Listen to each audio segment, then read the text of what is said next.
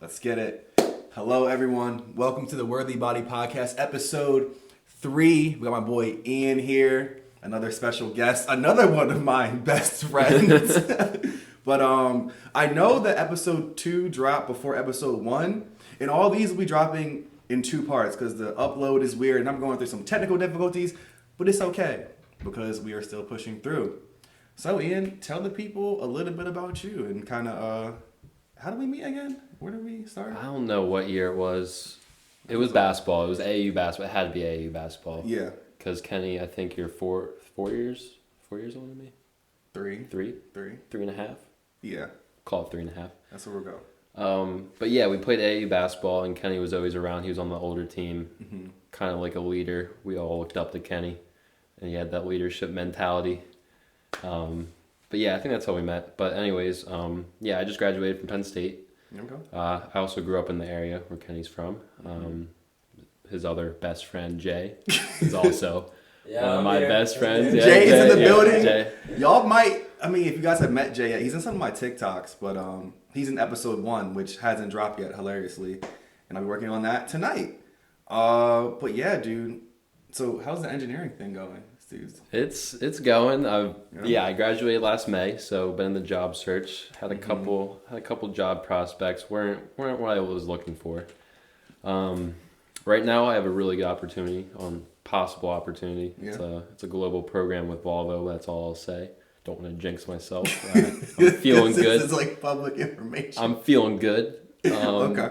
I have another potential opportunity. Well, we won't go there because they're number 2. Yeah. You got options. First loser. You don't want that. But yeah, other than that, I've been working for another neighbor, another best friend, Luke Hefner. Warehouse associate. There we go. Moving carpet. One could say I'm lifting weights. You got me dying, bro. So, what do you think it's like? I don't know. When I went through the whole COVID thing, I was already graduated, working, and all that stuff. So, what's it like trying to get a job and graduating school all through this whole pandemic? I could only imagine. Yeah, that's basically every HR department right now. It's we're working through this. You got class of 2020 still trying to find jobs. It's Jesus. It's a whole jumble of people trying to find a job. So you really have to find something that's really aligns with what you want. I realized, and had to do some soul searching and figure out what career path I wanted to take. So I think it's kind of been a blessing in disguise in that way. But okay. Obviously, I wish I was employed, fully employed in my career journey as an engineer. But yeah. Gotta let the process play out. We'll get there when we get there. I think that was key though, because a lot of people don't care for the process, and I'm sure you're learning things every single day. You've been through I don't know how many interviews, but it's good to go through a lot of interviews because now your first one you're gonna be nervous. I was literally, I don't want to be cursing here, but pooping bricks, and my first interview shaking and stuff. But by the second one I'm like, oh, I can do this. By the third one I'm like, this is cake. I'm just having a conversation with somebody. And it's really important to bring that confidence anywhere you go. So, and you ran a marathon in between this whole thing, right? Yeah. What made you want to run a marathon? What was that? So I really didn't tell you. A lot of people, everyone asked me that, why are you running a marathon? My answer was always I had 2 friends that convinced me to do it, which is true. But I never really got into really why I wanted to, because obviously in a career search you have a lot of pressure. Your parents.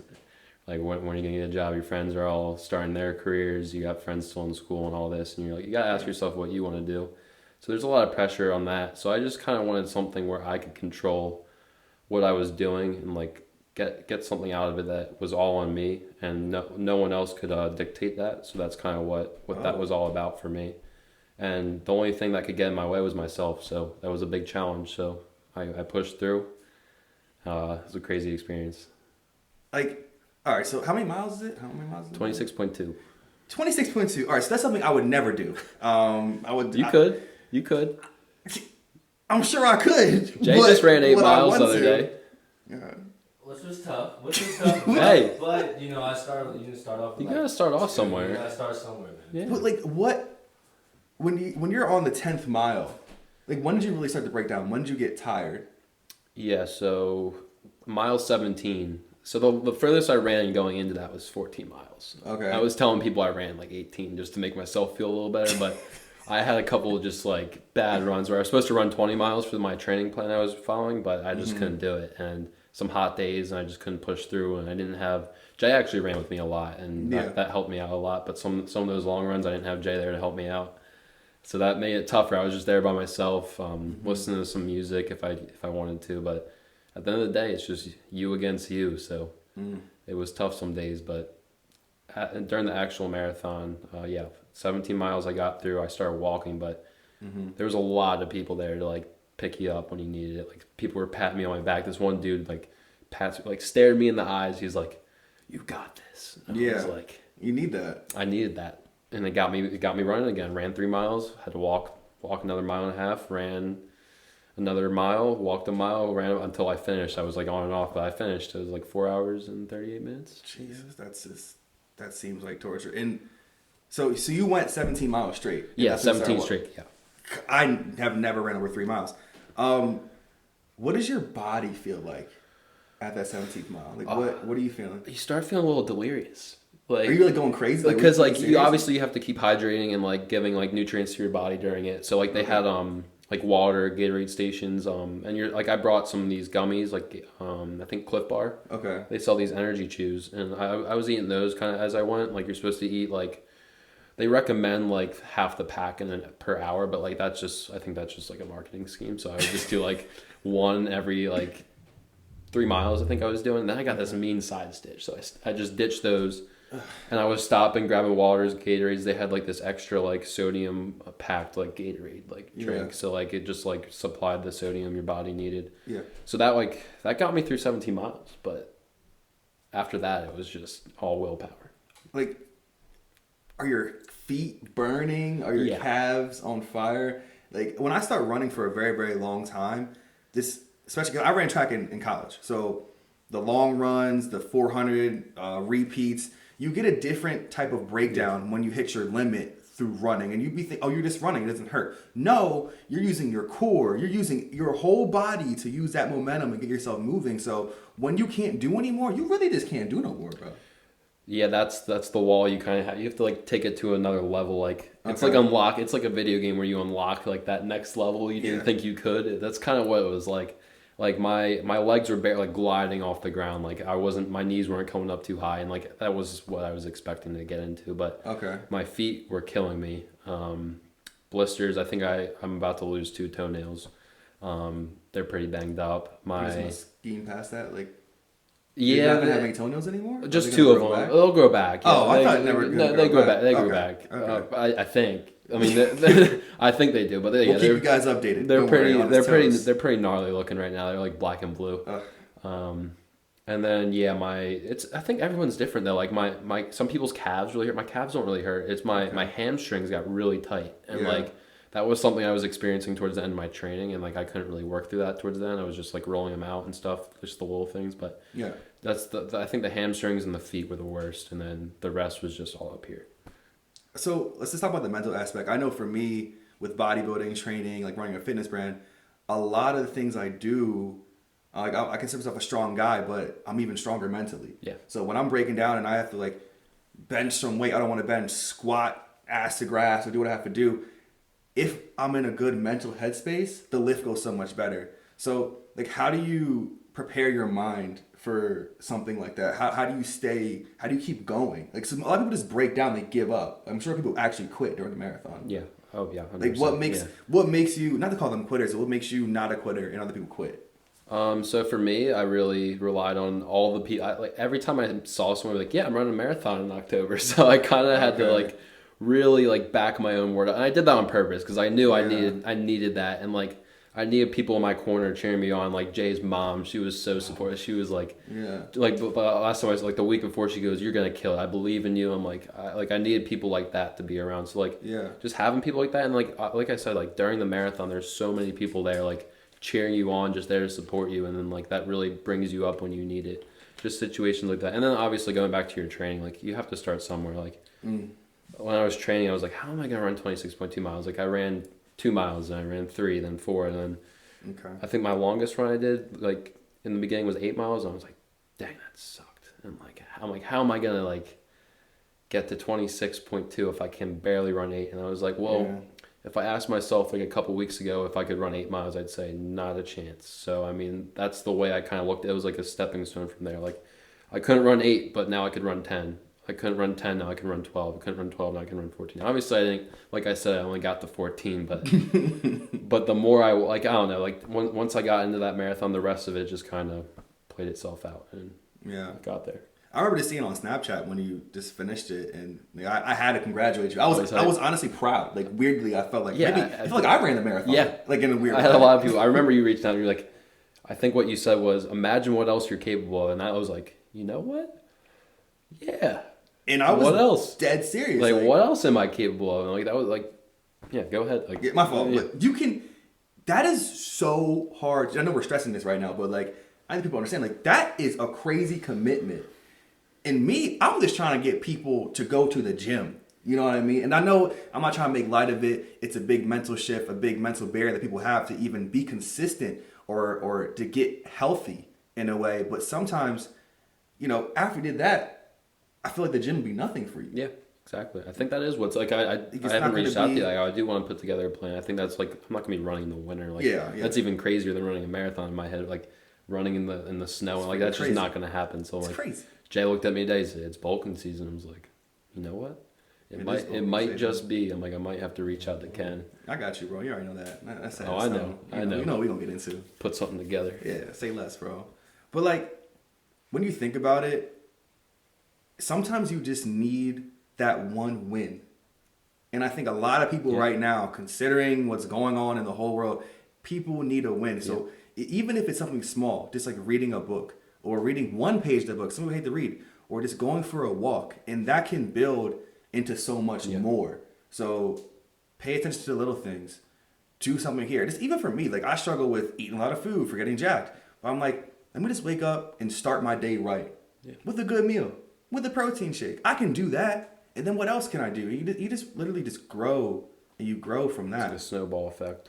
100%. Do you 100%. You set like goals? Short term, Always. long term? I have so many goals, and I write them down. And I'll tell you right now, writing down your goals and looking at them and seeing that stuff, I mean, at first I had all these goals written down and I crushed them. So then I was like, let me go a little bit higher. And I set them very, very high, and I gave myself a deadline. You got to have a deadline for your goals. So do you mark them like what's your like time frame for like a short term? Like do you like medium term, long term? Like do you have all that, or is it like just? I try to make all my goals, like I have the main goal, which I have written down as well. But for right now, I just go on my whiteboard whatever I have. I'm like, I need to have 5,000 followers on Instagram by this point. Right. And I can figure out what I got to do to get there. I got to post more. I got to do this and make it strategic, right? Yeah. Or this much on TikTok. I got to bench this. I have to weigh this much.